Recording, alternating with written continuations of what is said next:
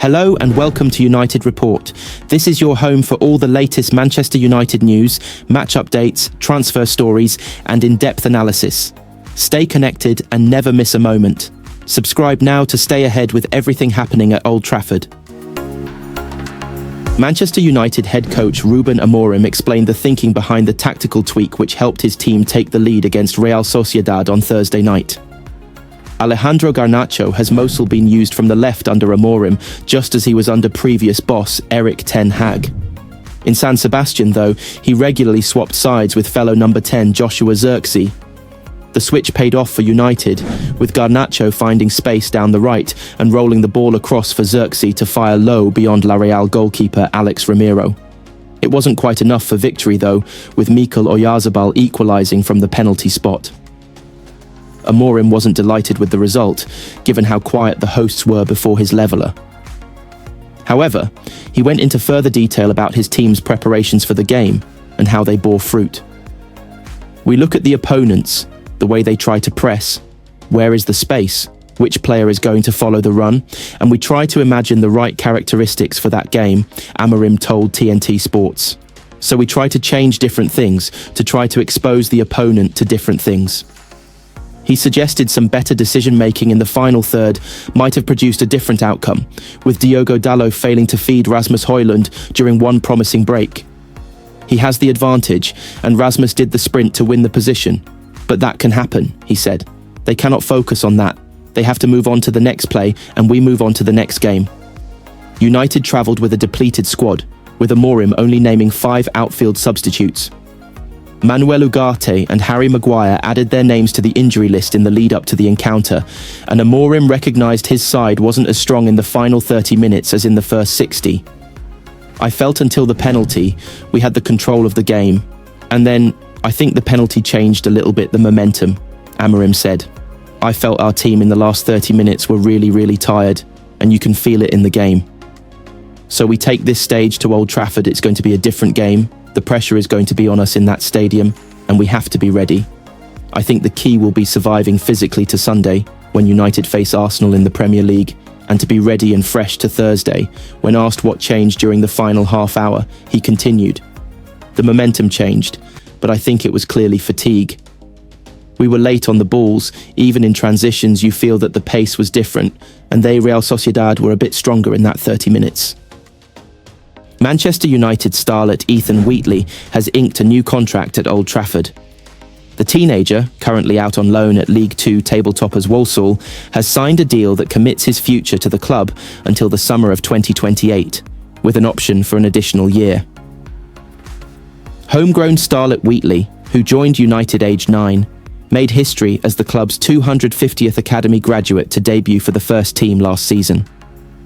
His maiden appearance came in a 4-2 victory over Sheffield United at Old Trafford last April.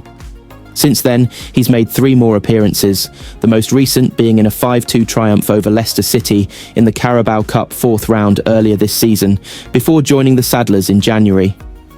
After signing his new deal, Wheatley shared his joy on Instagram. Amazing feeling to have signed a new deal with this great club.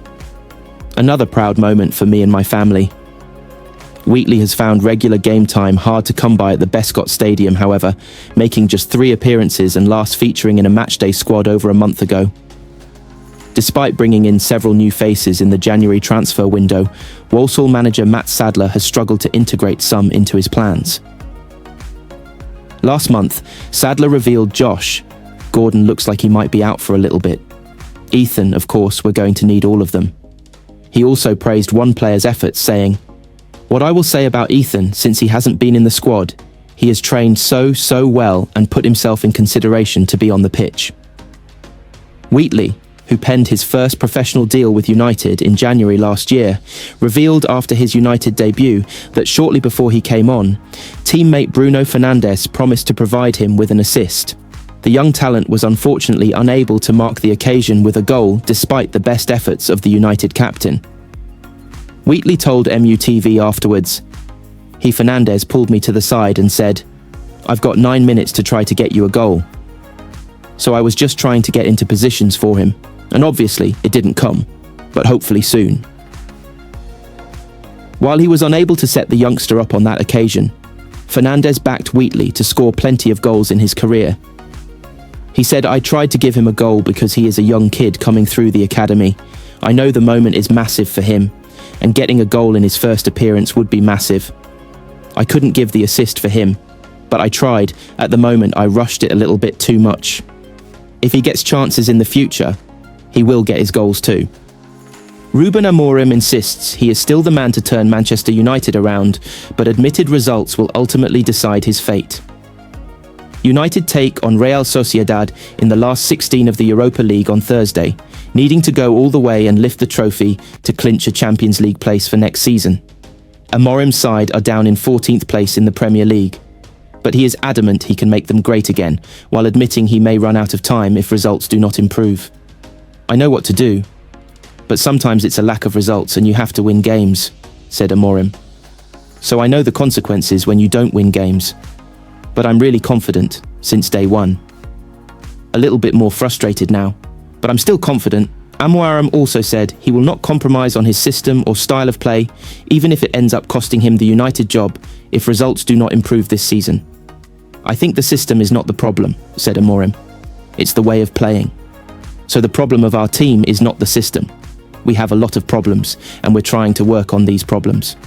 But I was always really clear that I have one idea, and I'm still really confident, because I have an idea how to play football. I will not change that, no matter what. And I'm not talking about the system. It's about the way I see football, and we are going to do it or not. We'll see." United defender Matthijs de Ligt said, "In a lot of games this season we haven't been good enough, so we know that, and we're trying to improve as a team. We all know that we have to improve, and this game is another chance to show our worth in a European competition. We haven't lost a game in Europe this season, so hopefully we can keep it that way and get a good result." Former England star Paul Merson believes Manchester United boss Ruben Amorim is suffering from several years of poor recruitment from the Premier League club. United sit 14th in the Premier League after picking up just 33 points from their first 27 matches. They are 14 points adrift of 4th place Manchester City, and maximum points from their final 11 games would see them fall short of the tally needed to finish in the top 4 last term. Amorim thrived with a 3-4-3 system at previous club Sporting CP, who were unbeaten in the Primera Liga and Champions League when he moved to Old Trafford in November. It had been harder for him to put his preferred setup in place at Old Trafford though, with limited backing arriving in the winter transfer window. Merson has some sympathy with Amorim for the mistakes made during his predecessor's time in charge. However, he also believes the Portuguese should take some responsibility for his inflexibility. "I'm worried for Manchester United. I really worry for them," Merson wrote for Sky Sports. "They're a million miles off it, and I don't see when that's going to change. It is a payback for the terrible signings they have made over the last 4 or 5 years. I don't mind Bruno Fernandes, he will always try to get on the ball. His goal was very good, but he's not a centre midfield player in a 2. I don't get that. You have to play to the strength of the players and not the strength of yourself. At the moment, this isn't working. It's a fact. Ruben Amorim is only young, but top managers are adaptable and work out what they need to do. I've seen Jose Mourinho make a substitution after 20 minutes. He is playing to the strength of himself and not the players he has. It's a big mess, and I don't know where it is going to change. Amorim still has a chance to secure Champions League qualification by another method. United are still alive in the Europa League, where they face Real Sociedad in the round of 16, with the competition's winner making it to Europe's top table next term. United will travel with a squad of just 18 players, leaving 5 available substitute spots unclaimed due to a growing injury list. Mid-season signings Patrick Dorgu and Aidan Heaven have been added to the squad, but Chido Obi, who impressed in the FA Cup exit against Fulham, is ineligible for the game. Real Sociedad had to come through a knockout playoff after only picking up 13 points in the league phase of the Europa League, but beat FC Midtjylland home and away to set up their United meeting. Imanol Alguacil's team go into the game off the back of a 4-0 La Liga defeat to Barcelona, which left them 9th in the table, a few points off the European spots.